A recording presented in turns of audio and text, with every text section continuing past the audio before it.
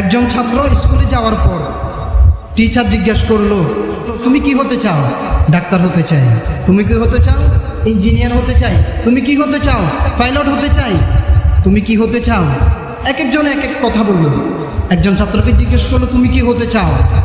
সে বলল, আমি মোবাইল হতে চাই। কি হতে চাই? কিরে, সবাই বললো এক একজন এক একটা হতে চায়। খেলোয়াড় হতে চায়, ইঞ্জিনিয়ার হতে চায়, ডাক্তার হতে চায়। তুমি মোবাইল হতে চাও কেন? বলে, স্যার, আমি যখন বাড়িতে ফিরি ক্লাস করার পরে, তখন দেখি আমার মা একদিকে মুখ ফিরে মোবাইল টিপে, অন্যদিকে আমার বাবা যখন অফিস থেকে আসে তখন সেও মোবাইল টিপে।